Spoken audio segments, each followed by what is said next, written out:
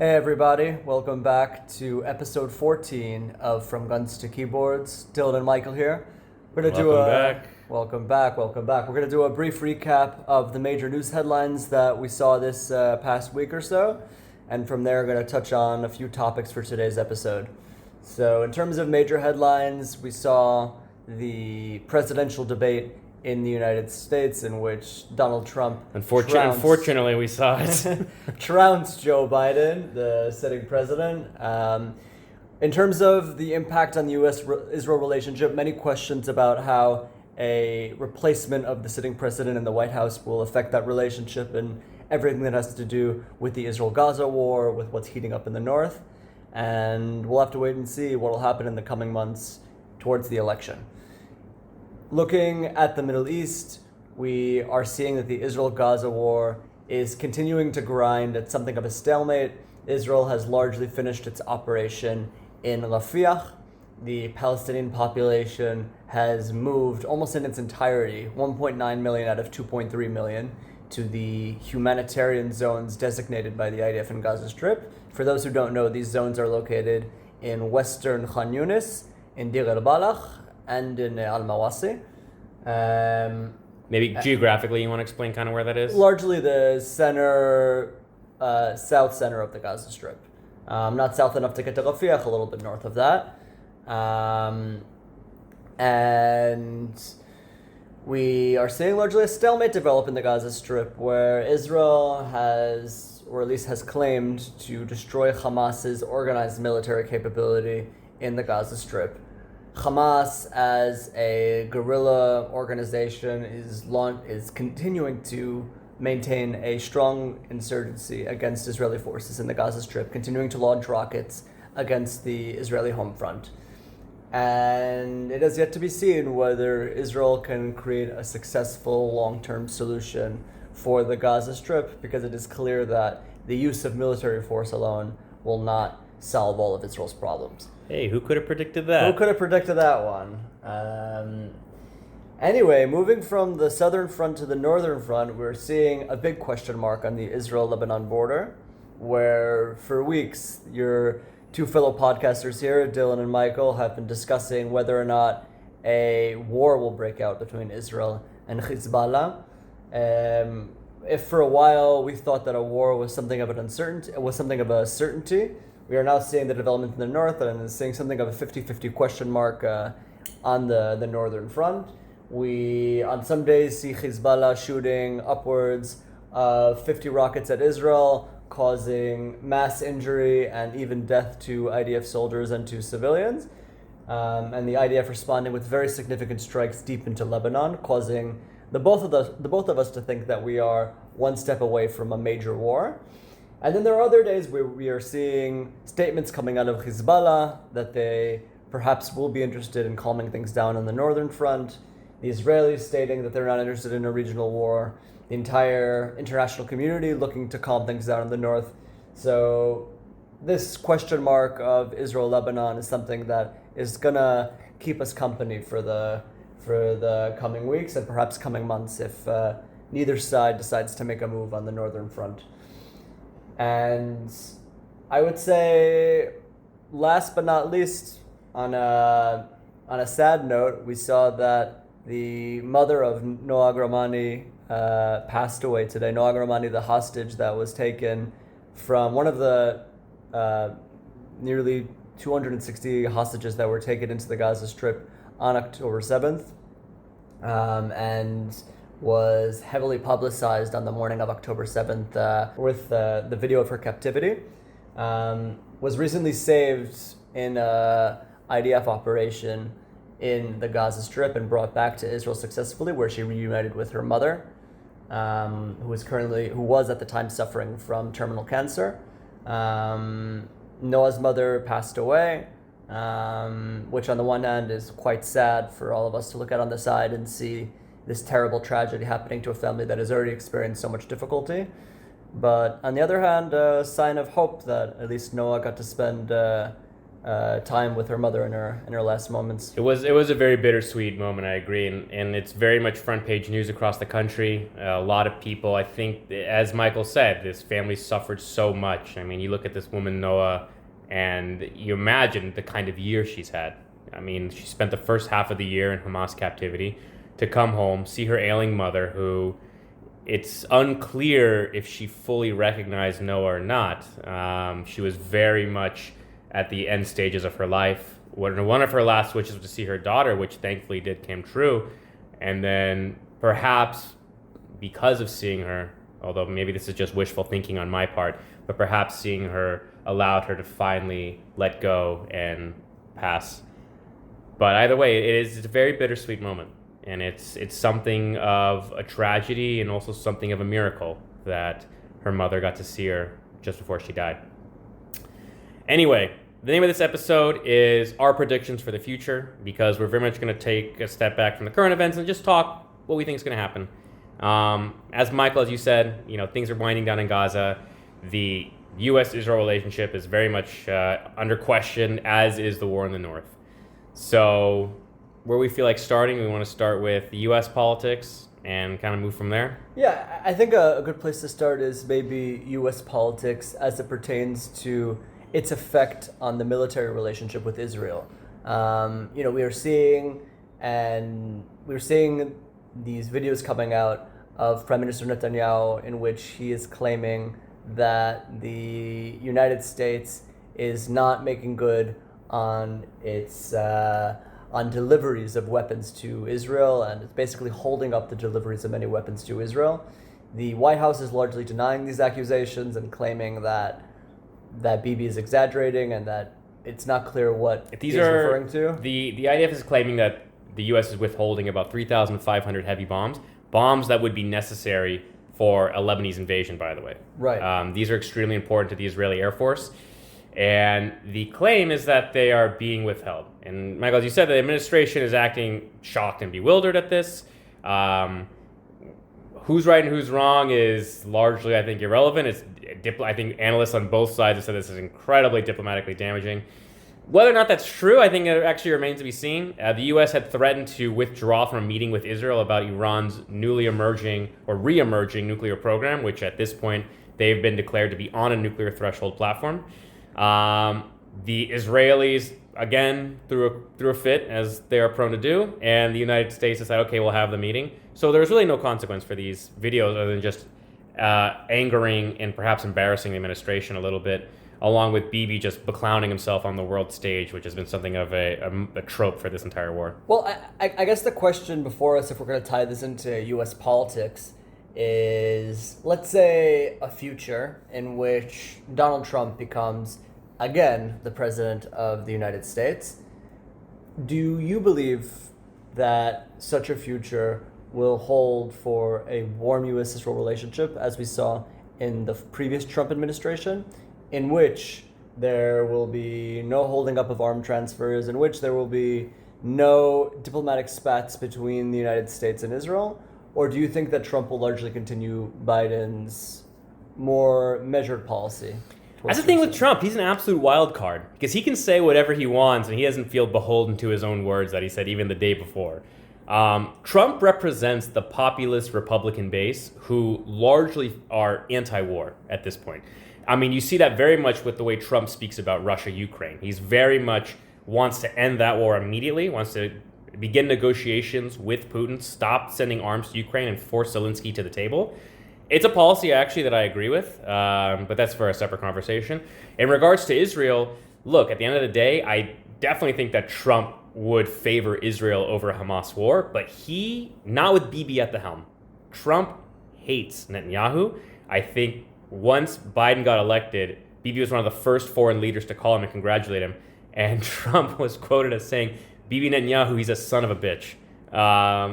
Trump very much felt like he was the president giving Israel the quote-unquote bear hug, that he facilitated the Abraham Accords, which brought a peace agreement between Israel, the UAE, Bahrain, along with warm relations with Morocco and opening a pathway for a Saudi agreement as well. The idea for him, Trump's a man who values loyalty. We've seen that with the way he handles his administration. I think that for him, having Netanyahu call and congratulate Biden at the same time that Trump was contesting the election results was a big slap in his face. And I don't think he's going to forgive that. And I would not be surprised if Trump exercised a bit more American force and American power over Netanyahu in a way that Biden's just not doing. I think Biden, at the end of the day, is scared to lose the Jewish vote in the United States. Jews largely vote Democrat, and he wants to make sure that Jews come out to the polls. And I think for him, showing that support for Israel is his kind of way of ensuring that's going to happen. Quite frankly, it's my personal opinion, I think the Israelis owe a great debt to Joe Biden. I think that if it hadn't been for Biden's response to October 7th and sending in the 6th Fleet from the Mediterranean off the coast of Beirut, and basically with his whole don't speech telling of Iran and Hezbollah to refrain from invading Israel, I really think we'd all be living underground at this point, or would have been. Israelis are very much anti-Joe Biden, I think largely because of the Democratic Party being more on the left and a lot of these left-leaning protests that are coming out against Israel. The Republicans are kind of twisting the knife a little bit by inviting Netanyahu to speak in Congress on July 24th as a way of sort of putting the Democrats in a rock and a hard place, because on the one hand, they don't support this guy, but on the other hand, they support Israel, so they need to kind of make a decision there of how that's going to play publicly. But to go back to my point, yeah, I think Israel has been incredibly ungrateful to the biggest Israel supporting president ever. And I don't know if them having the hopes in Donald Trump is quite so founded. I don't think that's really going to play out the way they're hoping. I think Donald Trump is going to exercise a lot of diplomatic power over Israel. It's possible, but one does look at the debate that took place not too long ago and saw the language that the Republican nominee was using for. Sure, he called Biden a Palestinian. Right. Sure. Again, Trump's the kind of guy, he can say whatever he wants, but when it comes down to actual policy, those two don't always match up. In fact, They rarely match up. I actually don't know if I 100% agree with you. I think that Trump maybe speaks in a bombastic way, but I actually think that in a lot of cases he tends to mean a lot of the stuff that he says.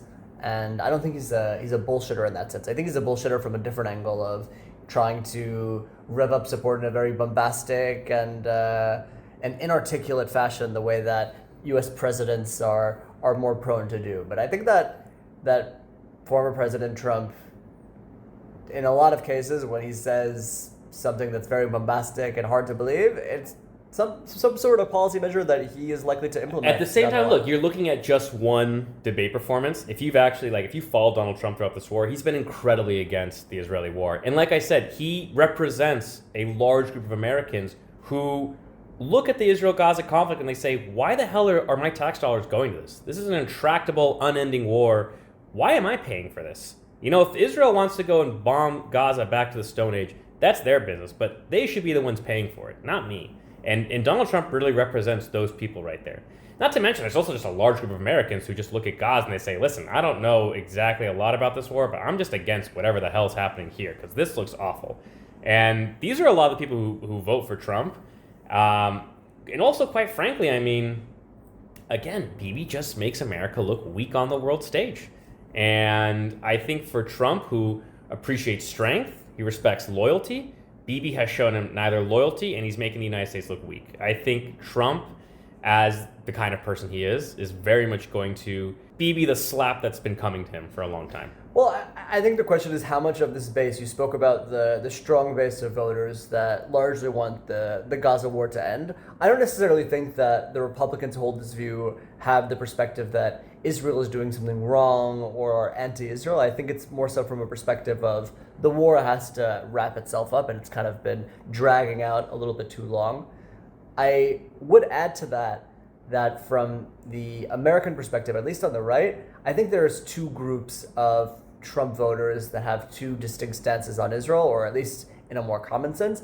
You have those Republicans that are voting for Donald Trump that might be a little bit more hesitant to support Israel on the war, the continuing of the Israel-Gaza war in general. But I don't see these voters as looking at the Israel-Gaza war as a main issue of importance to them. Meaning in general, and we also spoke about this in a previous podcast, the Israel-Gaza war doesn't seem to be main focus of importance for most Americans. I don't think that the average Republican voter that is more hesitant about the war is going to change his vote or change his policy positions owing to U.S. policy on the war, the way that, for example, a radical left pro-Palestinian voter in the United States will change his vote. So I think that when you look at the elasticity of the situation, I think that the pro-Trump supporters that are more hesitant about the Israel-Gaza war, they are a population that definitely exists. I don't think that their opinion is going to deeply affect the U.S. president's decision making, because I don't think they're a population that's looking to organize the way that the radical left has organized in the United States around bringing about an end to the war. Oh no, they're definitely not going to organize. Real quick. They're definitely not going to organize. I think they're incapable of organizing. I agree with you as well that it's not the main issue that is on their mind. But I think the bigger issue is more that Trump he actually runs as the peace president. He's the guy who says, under my first administration, the United States did not open any new fronts, did not start any new wars. The Republican Party, in a weird way, since Bush has kind of rebranded itself to the Republican Party of like the 20th century, where if you look at the 20th century, all the wars were started by Democrats. Right. And Trump really wants to bring that back. That maybe from a certain isolationist American policy, he might want to bring that back. But I think, if you go back to the other group, which I was just going to discuss, that is a part of this pro-Trump base that has a distinct opinion on the Israel-Gaza war. You have this other group of the more deeply religious, more Christian, more evangelical, Zionists, Trump supporters, and these voters will change their vote based on Israel policy. Meaning that if I look at the full Republican base of support for Trump, the voters that are more hesitant about the Israel-Gaza war are not going to change their vote or are not going to change their view on Trump based on what Trump does. But don't forget, those who are very pro-Israel, those who are very pro-Israel will change their support for Trump if Trump decides to go hard on Israel tomorrow. But Trump only needs to get elected. This is his second term. He doesn't need to get reelected. At the end of the day, again, this goes back to he can say whatever he wants to get himself into office. And those evangelical voters, they're not voting for Joe Biden. The evangelical Zionists, I really don't see them going left for the Democrats. They're very much going for Trump. I feel like Trump kind of has those guys locked away, especially recently with all the Supreme Court decisions that have been coming out lately that have been extremely pro-conservative platform. I think they're very much going to go and reelect the guy who made sure that those Supreme Court justices got appointed. I think that for Trump, I think would much rather, at the end of the day, part two of the Trump presidency, assuming that it happens, is going to be very much about his legacy. How does he want to be remembered? And for a guy like this, usually that involves, I think for a guy like Trump, I don't think he's above the pettiness of revenge against world leaders who he hates. Right. And I really don't see him being particularly, especially, as you mentioned that Trump from like an isolationist perspective wants to end wars. I think Trump is actually responding to a large group of Americans who are just anti-war. This is one of the really first times in American history where the majority of Americans are anti-war. And I think Trump is very much a response and reflection of that. And for him, being able to end the Gaza war and to say to Israel, listen, we're the ones holding the cards here. You don't do what we say, XYZ is going to happen. Yeah. And being very okay and comfortable with letting Israel go at it alone from a military perspective. So for Trump, I don't think the Israelis should get too cozy. I know they feel like you see a lot. I mean, at the end of the day, you have Ben-Gvir and Smotrich who have no problem just publicly saying, oh, Donald Trump would never do this, and Donald Trump this, and Donald Trump that. And it's clear that the Bibi administration is very much looking forward to a Donald Trump presidency. I'm not so certain they should, to be quite frank. A few points. First, regarding the voting, non-voting, even if we're talking about in the period of time leading up to the vote, I will remind that when we looked at the supporters of Biden on the radical left and how Biden's pro-Israel policy might affect their vote, it's not that the radical left is going to tomorrow vote for Donald Trump as opposed to Joe Biden. These are voters who might stay at home if they think that President Biden is not worth it being chosen. And I think that could definitely also happen on the more hard right evangelical Christians that are very pro-Israel in the months leading up to the November vote. So I think that's also one important thing to keep in mind in terms of how policy leading up to the November vote can affect voting patterns, even if it's not switching to the other candidate. Second, when we're looking at a president that's in his second term, in this case, Donald Trump will be in his second non-consecutive term, even though that sort of president will definitely have a higher level of flexibility to carry out policies not based on U.S. Public opinion at any given point, because he doesn't have to run to get reelected at any given point. Even though he has that flexibility, at the end of the day, U.S. presidents will always care about public opinion, just like President Obama cared about his public opinion in his second term in office, and Bush about his public opinion in second term in office. Public opinion isn't relevant to U.S. presidents only at the vote. They're relevant to U.S. presidents during the entire voting cycle and in between votes, because at the end of the day, U.S. presidents need this base of support in order to get the sort of political credit to carry out different policy initiatives in Washington, not just on voting day. So that's on that side of things. And agreed, but at the end of the day, we're also talking about a guy who said that criticism against him was a deep state conspiracy and a witch hunt and this and that. The man is look, I hate going down the bash on Donald Trump rabbit hole, because it's just so overdone and so just cliche at this point. But quite frankly, the guy, he doesn't concern himself so much with criticism. He, as far as he is concerned, polls against him are rigged by the liberal media and the deep state. And for him, his ability to control his own party is based on his own Twitter following. The man can just simply say, look, I'm going to tweet you are a bad whatever, and you're going to see your polls drop, and you're going to see yourself being voted out of office next term. I don't have to worry about that. Right. I'm on round 2. Like, this is a guy who, not only that, but I think would actually gain a lot of public support across the aisle if he decided to withhold support for Israel. Americans are, by and large, tired of this war. They're tired of funding foreign wars. They don't really understand, I think at this point, rightfully so in my opinion, why we're so supportive of Israel, which I don't even really consider necessarily a U.S. ally at this point. Israel is very much kind of acting on its own, doing whatever it wants, not really listening to the Americans so much unless they absolutely have to. I mean, they don't hold the same values that Americans do. They're very much, they're with, I think we've talked about it before, they're very much Western adjacent in the sense that they're part of that Western bloc of countries. But Israel itself is not a Western country by any stretch of the imagination. And for Americans, having those Western values is extraordinarily important. And the fact that Israel doesn't, I think, puts it outside of the American alliance. I think a lot of Americans understand that and are starting to see that in a way that maybe was not so clear to them back when all they were getting was the Israeli narrative. Now suddenly they're understanding the Palestinian narrative.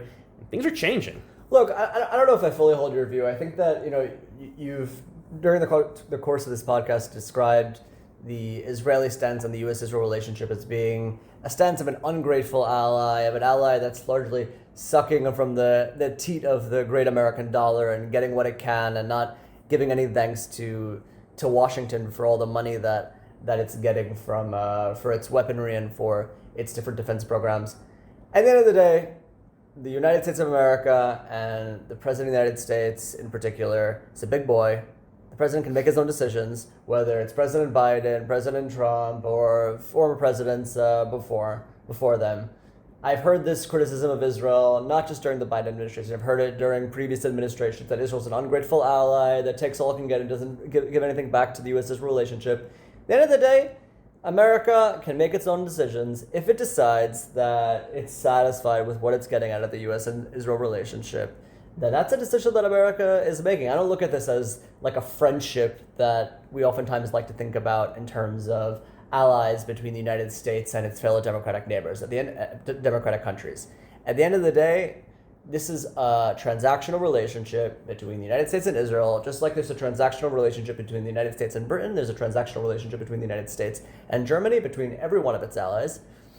And if consecutive presidents, one after the other, have made the decision that they want to continue this relationship, then maybe they're getting something out of it that isn't so apparent to the public eye. I think that's the... So look, we can talk about conspiratorial natures of what they may or may not be getting from Israel, but I think you nailed it when you say it's transactional. It's very much transactional, and I think that very much speaks to a man like Donald Trump, who sees relationships as in a very business-oriented lens.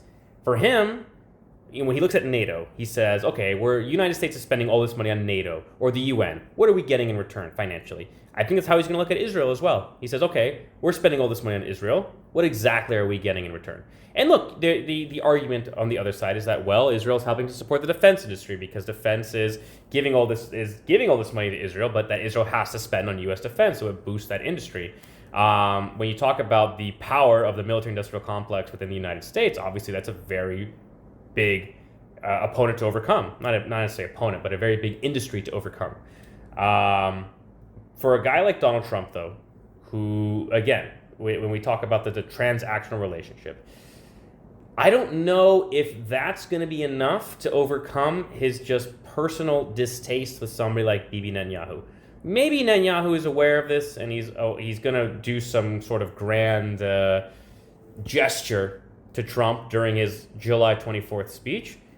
Who knows? I think it's not the first time he's disrespected a sitting Democratic president in both houses of Congress.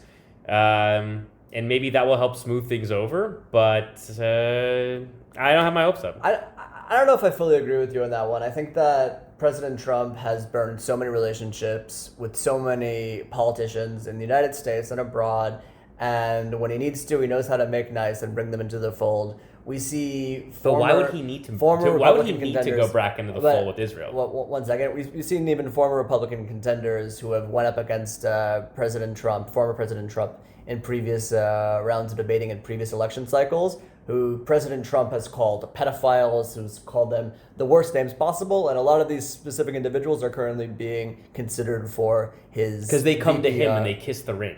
That's what Donald Trump likes. He likes that he can tell Ted Cruz that his wife is disgusting, and Ted Cruz still endorses him. But that's fine. At the end of the day... Wait, that's fine. Maybe, I'm saying that if Bibi can come back and say they're willing to kiss the ring. Of course they can. Even with something like that, though, look, at the end of the day, you still have to contend with a large voting population of people who are putting him in office potentially, who are saying, listen, we want peace. We don't want American funding for this war. And for a man who largely follows his policy of, as you said, whether you want to call it isolationist, whether you want to call it America First, however you want to call it, this is not a guy who's very much into the idea of arming and funding allies who are unwilling to do so in return for the United States. But again, you're looking at it in terms of kissing the ring, and look, it's how he is. But I don't think that's something that's out of the cards for Bibi to do either.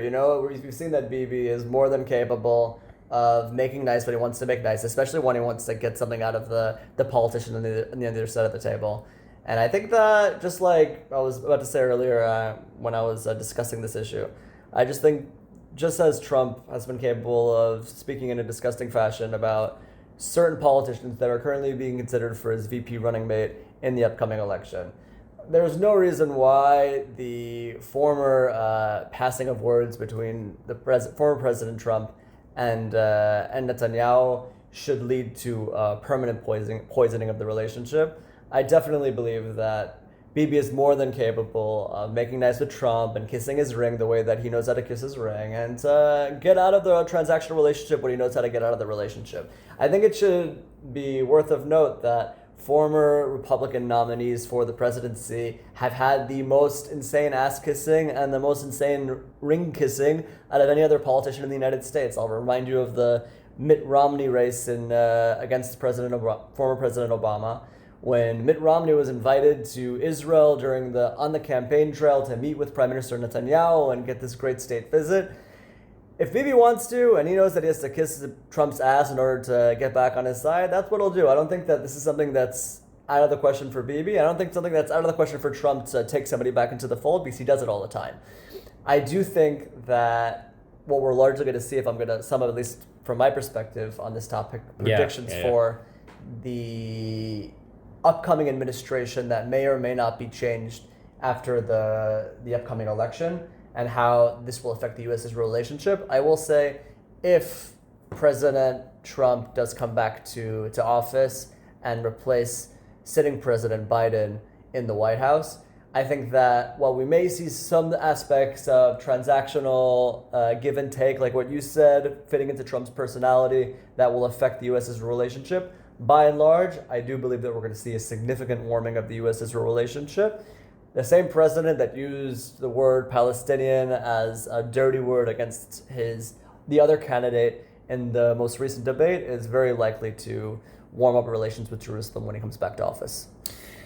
Listen, I definitely agree that I think when push comes to shove, Bibi will kiss the ring. I think doing so would actually strengthen his support with the base and kind of bring that relationship back to its sort of glory days of the early 2020s.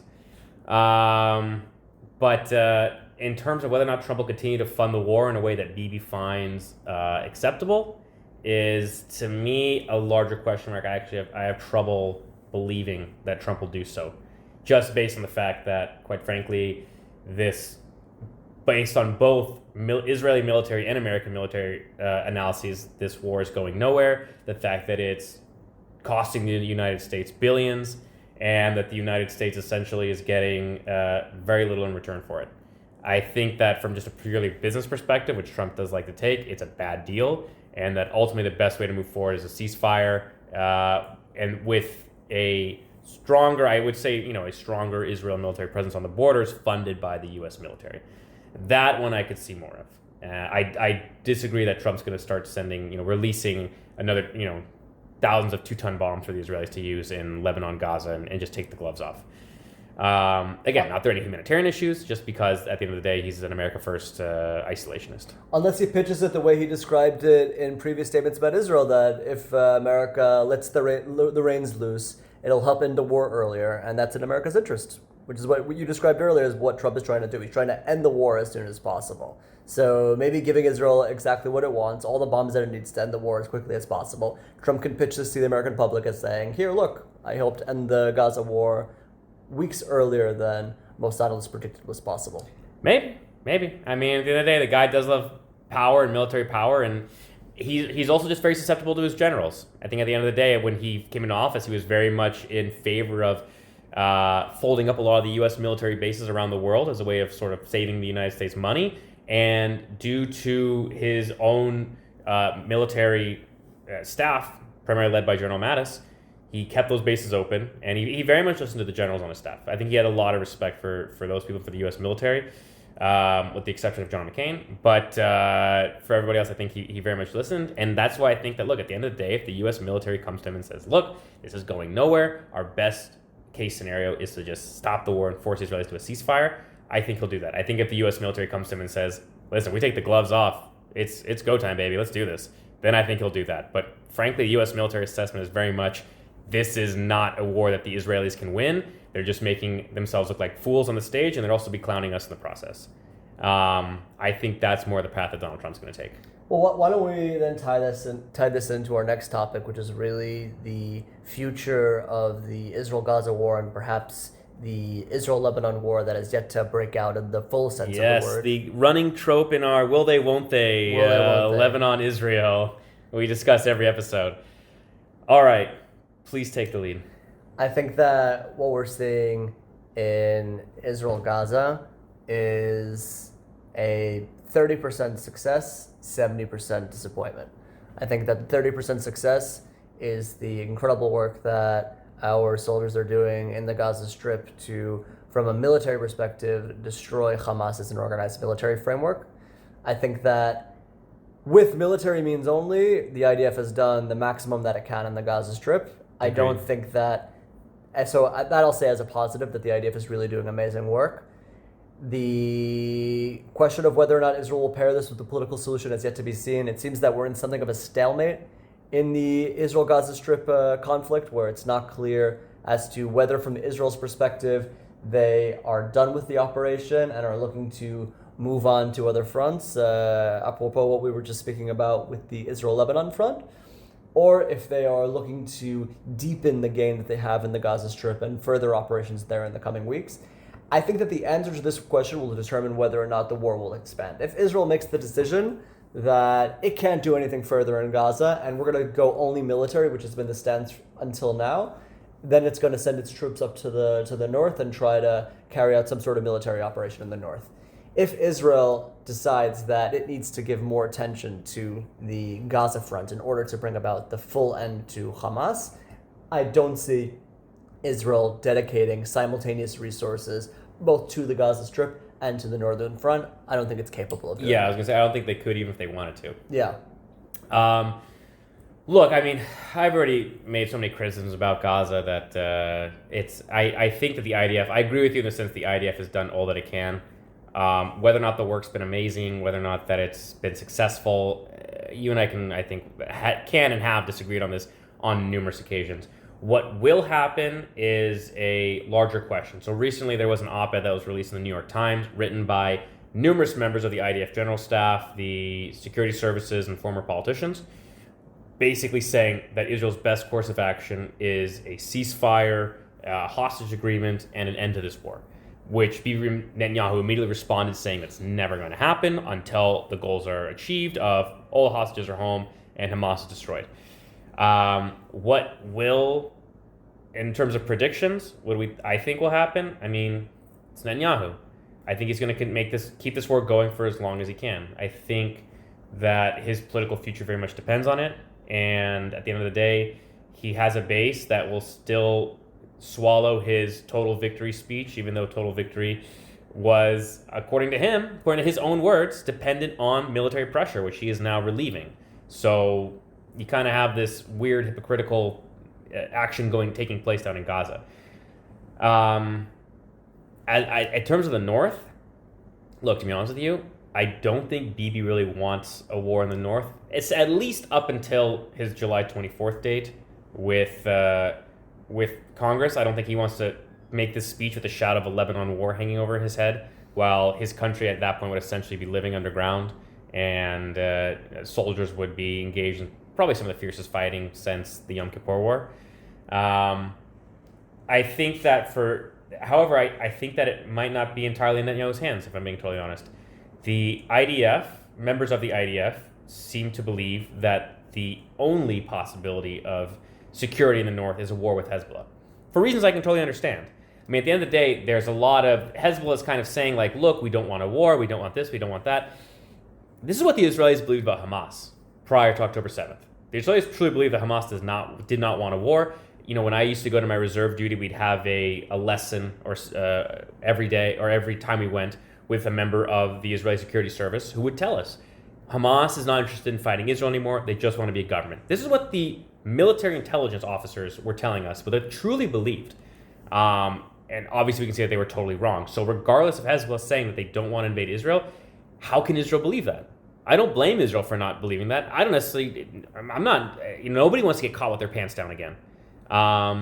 Well, I think also at the end of the day, even if Hezbollah is not interested in a full-on war with Israel, they de facto have achieved some degree of sovereignty over Israel's northern border, meaning that you have entire communities of Israelis that have evacuated their homes, that have been forced to move southwards away from the border.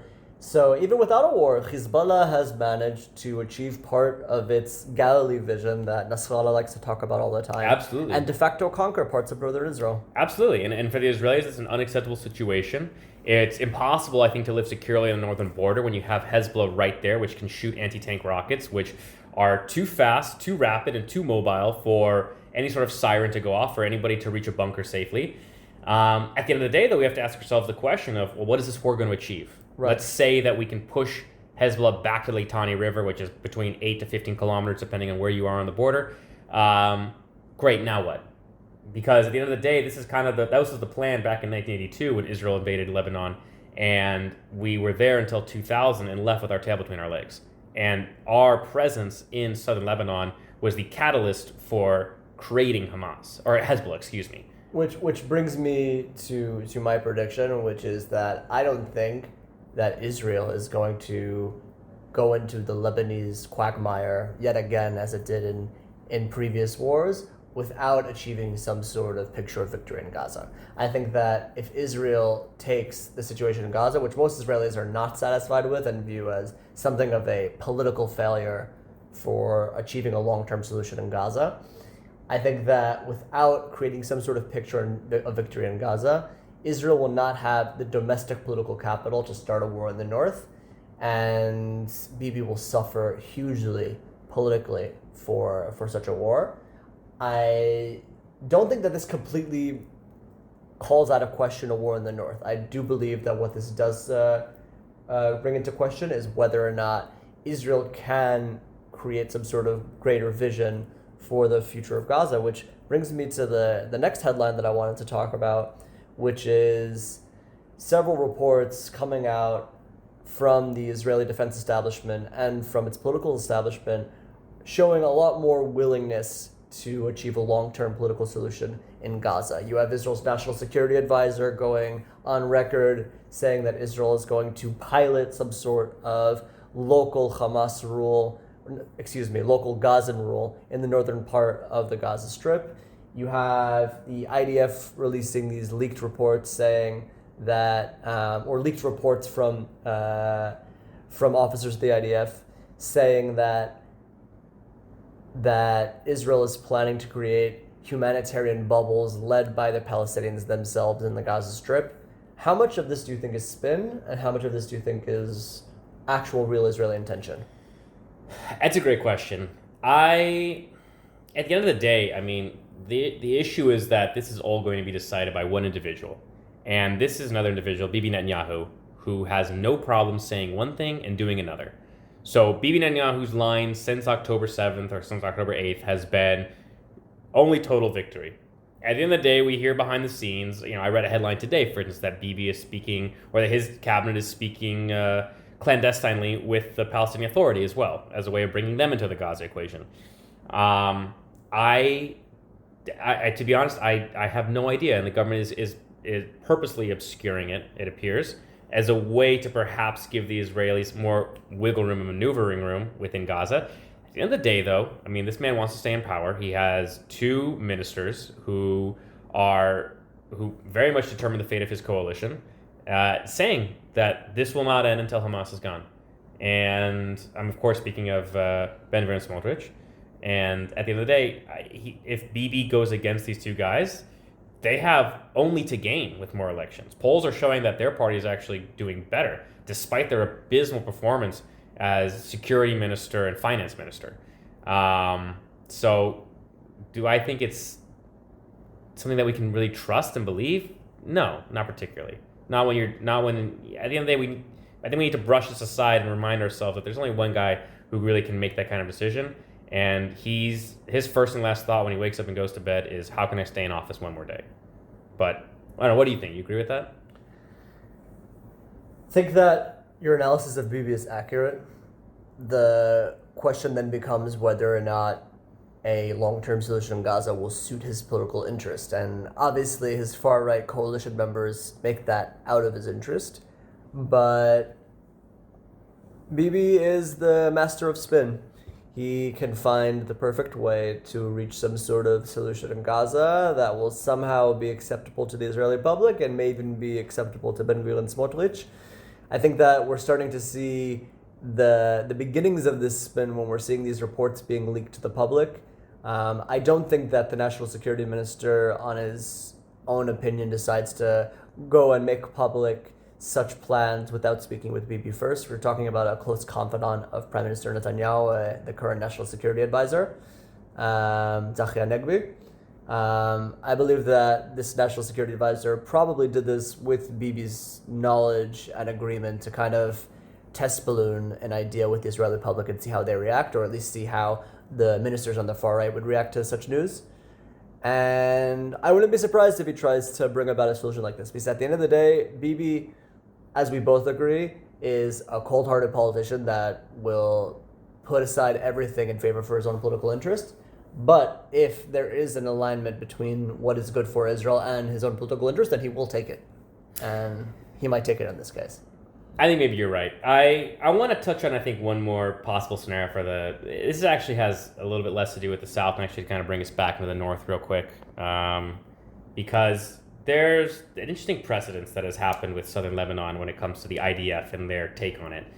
We've seen a lot of IDF military generals basically saying that Gaza is a hopeless case, that we're kind of slipping into an American-Iraq-style quagmire, and that the best thing for us to do would be come to a ceasefire and focus our attention on the North and prepare for an invasion, which makes sense. They're the military. When all you have is a hammer, everything looks like a nail, right? And that's their solution. That's every military's in the world solution, is an invasion.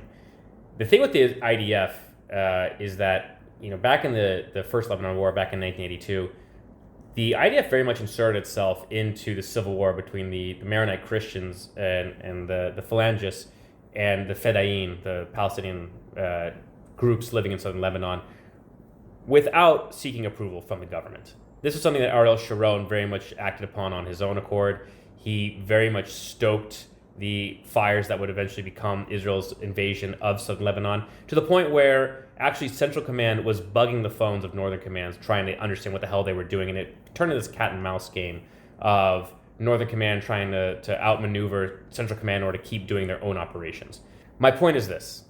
My point is that the IDF can, if it wants to, increase attacks against Hezbollah in southern Lebanon, knowing that Hezbollah will respond in kind. All it takes is a few rockets in Haifa for the IDF to say, now we basically galvanize the public into saying, now we need an invasion. And basically creating the conditions for an invasion of southern Lebanon on their own. A scenario which I don't think is so far out of the question. I think that you're right. I think that Netanyahu, in his mind, would like to continue the Gaza war for another year or so, and the assumption that by the end of this year, Trump will be in office, and as you said, he's going to allow the Israelis to take the gloves off. Israel's going to be able to do what it wants in Gaza. It's going to be able to essentially flatten it, create a condition for a hostage deal, and the removal of Hamas. After which, they can then focus their attention on the north, all with full American backing. I think that the IDF has other plans, and that for them, it actually makes a lot more sense to simply force Bibi into some sort of compromise with Hamas, get the hostages back, and begin the procedure of attacking Hezbollah in the north. I don't know how much influence the IDF has over Bibi on that side of things. I mean, it reminds me of what you said earlier about the level of influence that the generals had on Trump and how much Trump deferred to his generals. I don't think that the IDF. But that's my point. There's already a precedence in the IDF for the IDF starting wars without going to the prime minister. Yeah, but this is the same IDF which, I mean, look, we have to look at the context, right? At the end of the day, sure, 1982 was 9 years after the Yom Kippur War, where there was a huge lack of confidence in the IDF, but that was 9 years later. The current general staff is viewed by Prime Minister Netanyahu and a lot of cabinet ministers as being incompetent for failing to deal with October 7th. I think that the amount of credit that they had prior to October 7th. That's my point, though. I don't think they're makes them unable to influence the prime minister. Hold on, I don't think they're being able to convince the prime minister. That's not what I'm saying. I'm saying the IDF can, just through a increase of attacks, an increase of bombing, an increase of assassinating high-ranking Lebanese officials in Beirut, can start a war. Yeah, but look, at the end of the day, there's very strict protocol behind what the IDF can do at their level of approval and what needs to be improved by the Security Cabinet. And there's very specific types of assassinations, specific types of actions that cannot be done without the Security Cabinet's approval. So I don't think that these on the one hand, sorts of conspiracies are going to play out. I agree with you. There certainly are. On the other hand, you and I both served in the IDF. We know the Israeli culture. We know the way the IDF functions. It functions in many ways extremely independently from a lot of government oversight, and it likes it that way. And I think we've seen officers, even low-level officers, making decisions that they probably shouldn't be allowed to. And I think really all it takes is one colonel or one general deciding that they're going to start sending rockets further than they should, and it's game on. Anything's possible. I don't see that as the likely cause of this war. I think that the more likely cause of this war will be the Security Cabinet making a centralized decision, maybe based on some sort of action by Hezbollah that's painted to the public as going a little bit beyond the accepted give and take of the current war of the current limited war between the two sides. However they'll justify it, I think that if the war does break out, it will be initiated by Israel. That's my prediction. I agree with that prediction. What I will say is that if and when this war does break out, if I analyze this from a political perspective, Bibi actually has a lot more to gain from winning the goals of a Lebanese war than it does in the Gazan war. Because at the end of the day, a win in a war is all with reference to the original goal that was set for that war. And the goals that will be set for the war in the north, I think, will be a lot more limited. Another prediction of mine will be much more limited than the goals that were set out for Gaza.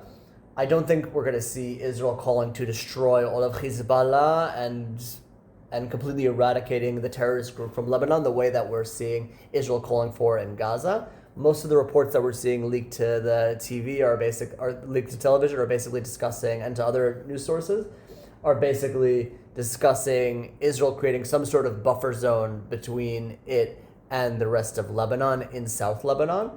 And that's an achievable goal. Now, even though Israel and its politicians will definitely suffer politically for the huge costs that will come from the Israel-Lebanon war, and that's something that I'm sure politicians are taking into account in their decision-making leading up to the war, I do believe that the ability of the Israeli security cabinet to more easily achieve the goals of the Israel-Lebanon war makes it much more tempting from a political perspective to engage in this war, rather than the Israel-Gaza war, which has goals that by many would consider to be too ambitious. Yeah, not only too ambitious, but also too unclear.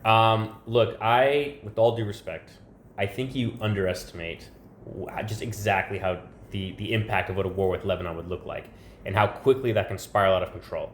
At the end of the day, both Israel and Hezbollah have made it clear that this will be a no-holds-barred styled war. Israel has said repeatedly that they will destroy Lebanon. Hezbollah said repeatedly that there is going to be no barriers to whatever they decide to do inside of Israel.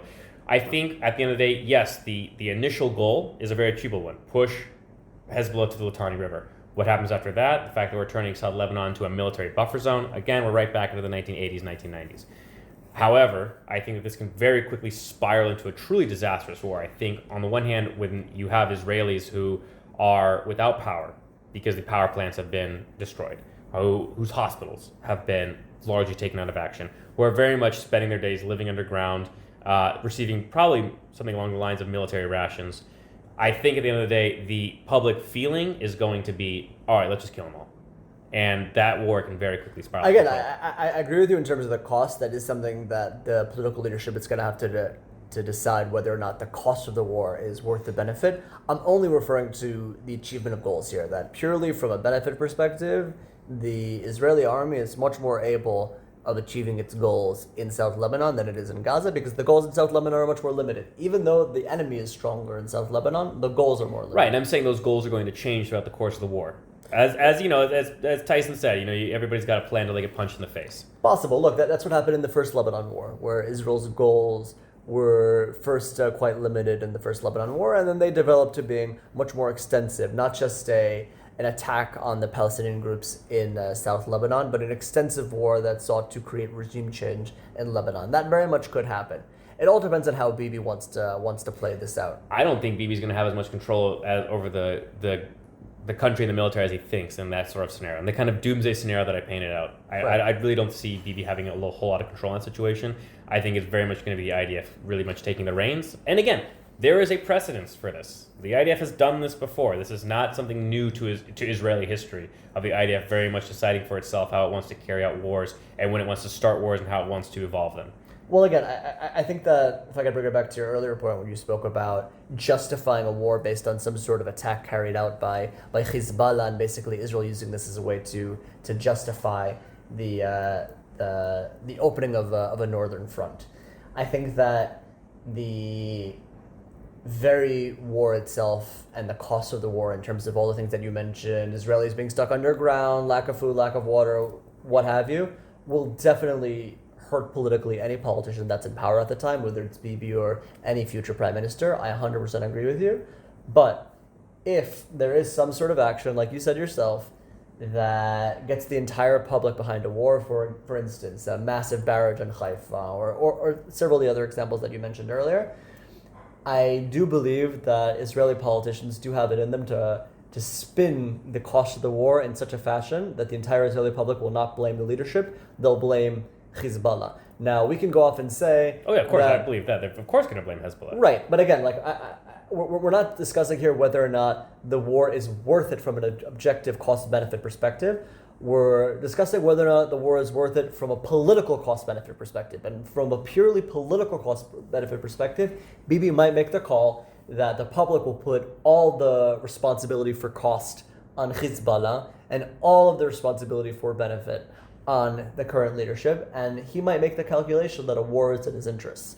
Yeah, and I'm saying that he might arrive at that sort of decision without necessarily wanting to. That Right. decision will be forced upon him by IDF military action. Anything is possible. It's a predictive episode, we checked our crystal ball, and this is what we got. Right? Crystal balls are telling us two very different things. I guess we're going to have to see in the coming episodes if any of our predictions came true. I guess maybe we'll do we'll circle back in a few months and do a how right or wrong were we. Guys, thank you for listening. Everybody have a great rest of your week. Stay safe, stay strong, and we'll speak to y'all soon. Thanks, everyone.